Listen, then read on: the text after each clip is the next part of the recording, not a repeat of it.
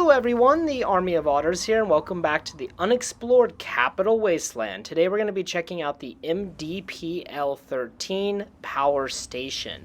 Now this is a large landmark within the Capitol Wasteland. If you've been watching this series, in about half of the videos so far, this landmark is visible in many of my scenic shots, all the way back during my Greener Pastures disposal site video. So I'll be honest with you, the reason I held off on visiting this location was I thought it was going to be really awesome and really epic because you can see it from so far away, and it turned out to just be kind of mediocre. There's some decent loot here, including a special weapon called Fisto, but besides that, not a whole lot.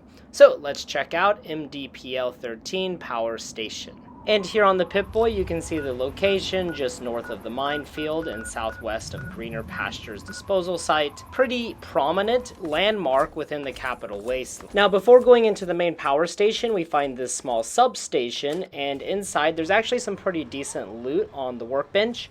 We can find a bottle cap mine, a Nuka-Cola Quantum, and the schematics for a railway rifle.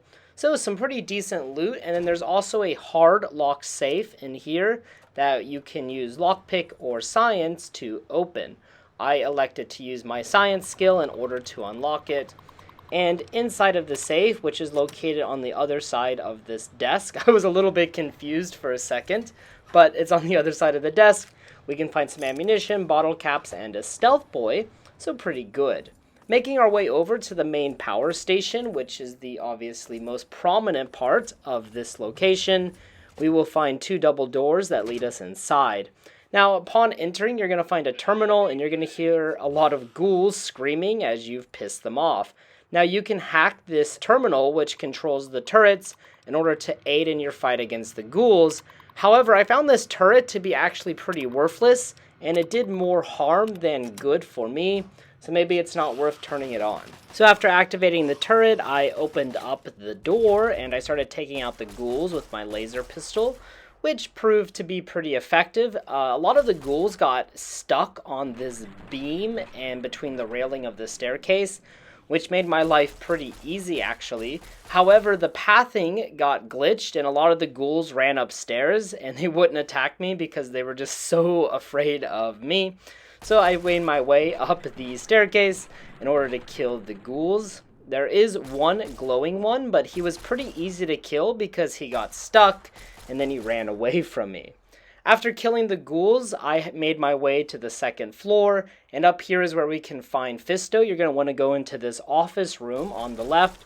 Be careful though, because there is a turret above the room, so you're going to want to destroy that. And then inside this little office room, we're going to find some radiation. I don't know how these radioactive barrels got in here, but you're going to hack this terminal in order to open up the safe, or you can lockpick the safe, and you get some caps and chems, and then Fisto's right next to the computer, which is a unique melee weapon. And besides that, there really isn't a whole lot up on this floor. There are two control panels, I suppose, but we can't really do anything with them. Obviously, this power station has probably been out of service for quite some time. Then on the first floor, there is a tool cabinet that was empty, along with a water fountain that employees probably would have used quite a long time ago. Then we can find this personal footlocker with a very easy lock, and opening it, we can find some bottle caps and a stealth boy, so pretty good.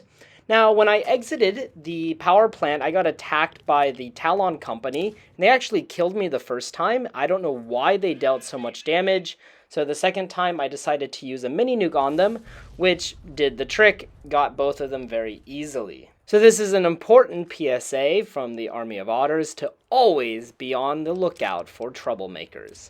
Alright guys, thank you so much for watching this episode of the Unexplored Capital Wasteland.